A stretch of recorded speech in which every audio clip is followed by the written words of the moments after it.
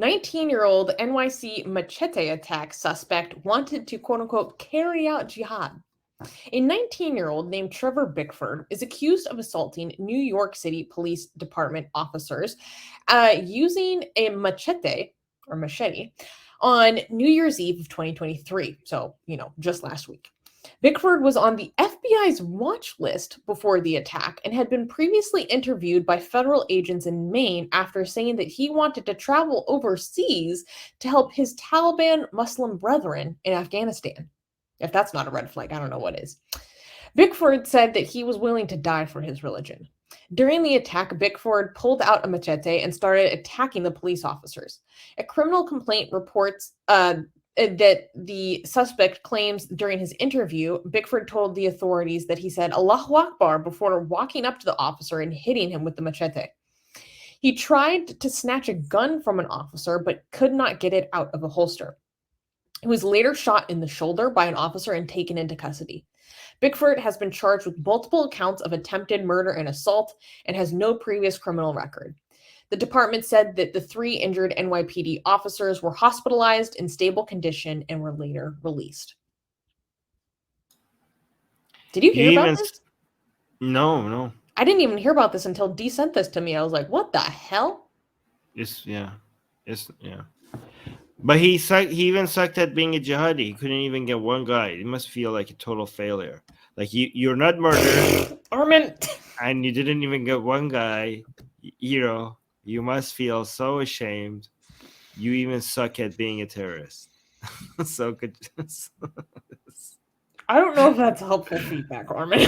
In fact, I'm just enjoying the fact that he might feel like, God damn it, like I am a soldier of Allah, but like, look at nothing, right? So you're now in jail. Congratulations, and you didn't even get the sawab that you think you would get, the reward from Allah that you think. Well, doesn't he get the reward for the attempt? No, the results matter. I mean, he didn't die. That's the main thing. He's not gonna die. Okay, This comment by Lawless Chemistry did make me laugh. He said, "I'm from New York City, and I appreciate the guy for bringing a knife to a gunfight." We don't appreciate it like YouTube. We don't appreciate this. We're against this. We're condemning it. Okay, we're just having some. But look at that, like how friendly he looks. Like he doesn't, you can't judge based on like if I looked at that face, I would like this is the last person I think would be involved in something. Well, so this kid is like some 19-year-old convert, and he started to freak out his family because he was telling his mom and his grandma that he wanted to go to Afghanistan to go help the Taliban. And so his mom and grandma reportedly reported him to the authorities. And then so he ended up on a watch list. And at some point he decided that he was going to go enact these things. And he reportedly has told officials or the people interviewing him that he was prepared to die for his religion. And he knew that he could be injured or harmed in his attempt to do this, but he was at peace with it. And he even traveled on the train, so which is ways that in which it would be more difficult for authorities to track him. And he reportedly wanted to go attack government officials because he had this quote that basically said that like they cannot be real Muslims because the United States recognizes and supports the state of Israel. So I think he was referring to like him as an American Muslim cannot be a real Muslim while his government is supporting Israel. That was how I interpreted it. And that was his motivation. Hold on. Okay, somebody, I need to respond to this, okay? Because I said, look at that face. Doesn't even look like somebody that could do something like this, okay? Armin. And Sergu is calling me out, and I am triggered. I am very triggered. So congratulations, Sergu. I don't get triggered easily, and you have managed to trigger me, okay? Sergu is saying... Is he wrong, Armin? Sergu is saying, is it because he's white, Armin? No, Sergu. It's because he's looking at us, looking at the camera with a smile. He's looking and smiling. He looks friendly, okay? Oh my God. Okay, yeah. I am upset. It's not because he's white. That's not the reason why I said that. Okay? But good job. Funny. One thing that I think is really interesting, I remember a few years ago, and I need to go back and find this because I noticed in America, and this is just like be completely inaccurate pattern finding, but there was actually a study about if converts in America go on to commit more violence than people who grew up as Muslim in a Muslim community. And I can't remember the exact findings of that study, but I think they did find that converts in America are more likely to commit acts of violence Yes, because they because, take it a lot more seriously. well, that, but also I think it has to do with oftentimes these people are converting in isolation. So, based on what I read about this guy, it seemed like he was kind of like radicalized by videos online. Versus when you are engaged in a faith community, there will be more people who can advise you to look at a verse one kind of way or interpret it a different way or point to the tafsir and say it's not what you how you read it the first time. Or within a community, if they see someone going in a bad direction, there's ways that the community steps in. There's lots of ways. I'm familiar with cases in America in Muslim communities where the Muslim community will step in when they've become concerned about someone becoming a safety risk for others.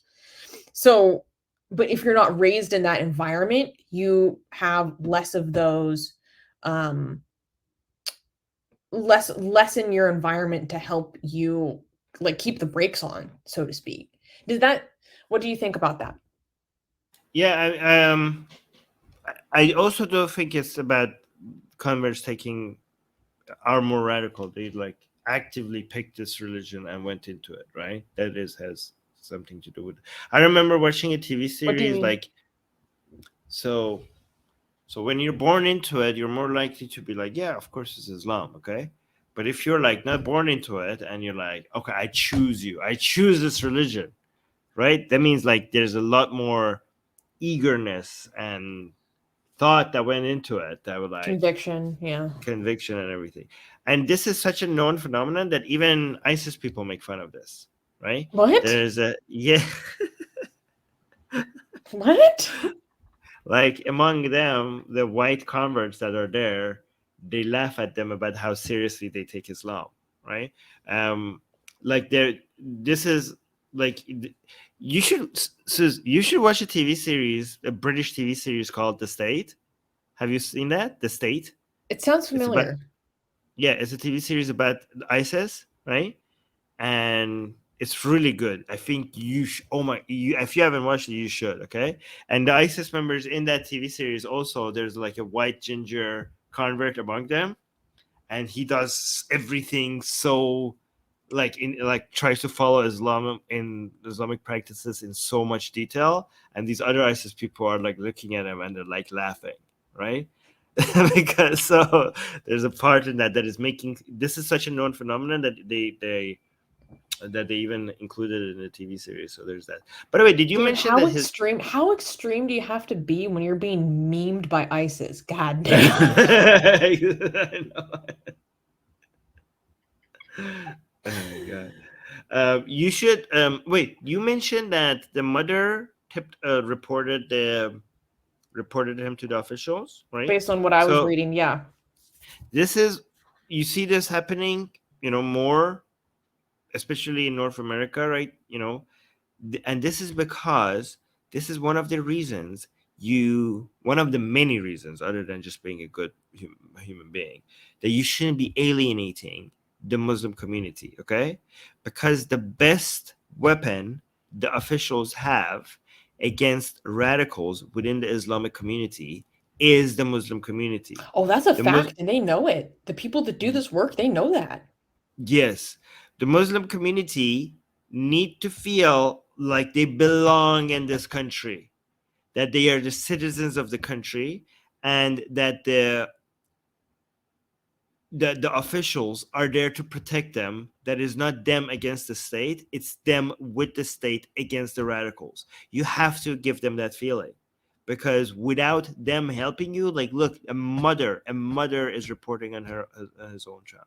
I mean, I mean, the mother is technically not a Muslim, but still, this works with Muslims as well. Was the mother? But the mother was not a Muslim here, but I don't it does believe work. so. Yeah. But this works. This does work within the Muslim community as well. We do see that a lot more happening. A lot of radicals were reported. A lot of radicals were reported by their Muslim parents. A lot of radicals were reported by their mosques. So yeah. But actually, that doesn't apply here. But it does happen a The lot. concept applies in general. Yeah, it happens more in places where the community feels closer to the officials than in places where they feel like there's a us versus them mentality. Unfortunately, in America, there's been instances where this has been like really abused, No. and Yes, we had a report on that. we had a report on that, and it harms the security of the United States a lot because it's just known by people involved in these kinds of measures that this is one of the best ways to help prevent really dangerous individuals from getting more dangerous. We need to actually see, like somebody saying the ginger jihadi was a meme. We need to actually conduct a study on what is it with white converts and the fact that so many of them are ginger. Like, why is that? Like, I don't understand. There is a disproportionate amount of ginger converts. Maybe they're just the ones that get the camera. Maybe they're just the ones that get the camera time, to be fair. Maybe because gingers are just like white, like so you're so white that you're ginger, right? So you're like, look how white our white people are. They're even ginger. That's why they get the camera. Or maybe they're so extreme because they don't have a soul and this is their best chance. No, I'm kidding. Ginger phobia. All right. Yeah. You can now get the sexiest blasphemous art ever known to mankind for free. Too sexy to show most of it here on YouTube. We draw Muhammad, Hindu goddesses, sexy hijabi art, Jesus, Mother Mary, Japanese god, Greek gods, and much, much more. Click on the link below where it says get our free blasphemous art.